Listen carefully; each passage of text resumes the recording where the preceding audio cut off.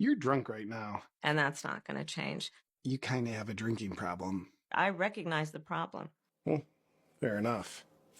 Okay, we're live. Kamala Harris, welcome.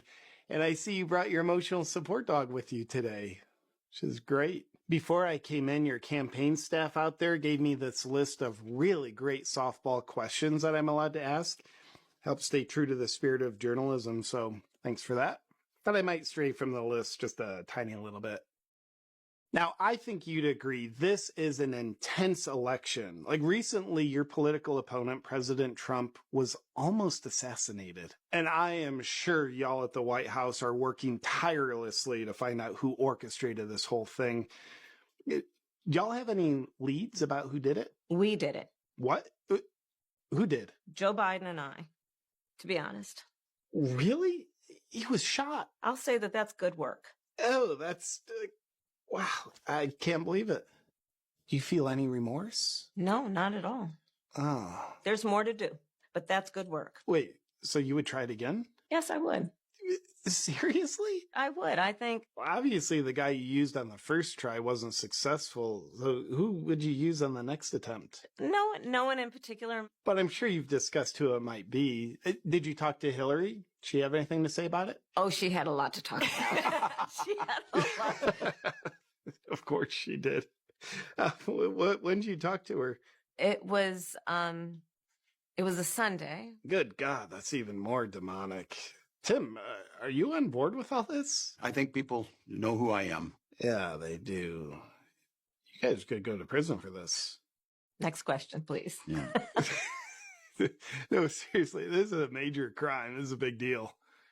One more question on this, please. All right, your resting bitch face tells me you really want to move on, so we shall. Let's talk about moving forward. You make a lot of great promises about what you'll do if you get into office. But you've been in office for almost 4 years, and most things have objectively gotten much worse. The border, crime, inflation, it's pretty bad. How could you let this happen? In large part, all of that because of mismanagement. Yeah, I guess that would be it. That is the reality of it. And 4 years of being vice president. But I'd like to imagine how you will do things has no correlation to how you've always done things. So if you do win this definitely not rigged election, what would you do specifically to fix all the problems in our country?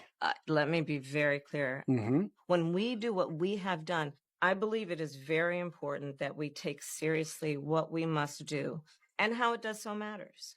And to do that, we can do what we have accomplished thus far. But I will say this. So I'm very clear about where I stand. My values have not changed. I kept my word and I will keep my word.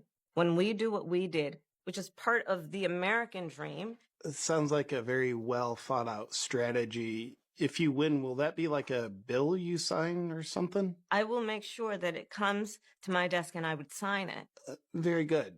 Now that we clearly understand how exactly you'll turn the country around. Tim, I forgot you were alive over there, buddy.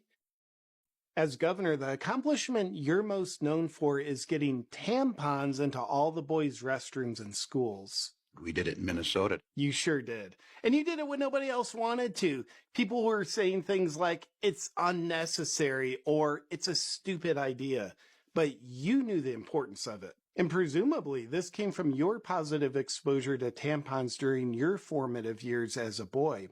What did it mean to you when you put your first tampon in? It was just such a visceral, emotional moment that I'm grateful I got to experience it. I think history is going to show that in so many ways it was transformative. Yes, I think we're all touched by Tim's bravery around tampons. But now let's close with some rapid fire questions. Kamala, who's the biggest dipshit you've ever known? Well, my first thought was not about me, to be honest with you. Yeah, well, no, I meant the biggest dipshit you've ever known, aside from yourself. I have served with President Biden for almost 4 years now. Right. Now, you've known the Obamas for a while now. Did Michael confide in you when he wanted to transition to being a Michelle? And the phone rang, and he told me what he had decided to do. And I asked him, "Are you sure?" What'd he say? And he said, "Yes." Fantastic.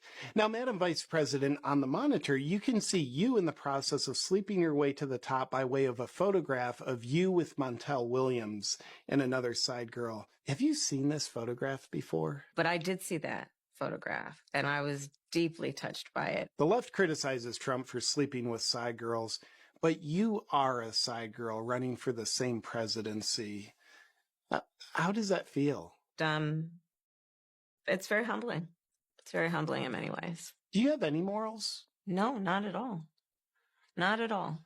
Fair enough. Kamala and Tim, you both come across so well on camera. Fantastic, actually.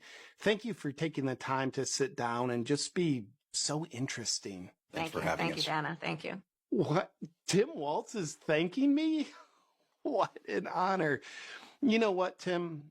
You're welcome. And thank you for all your service overseas.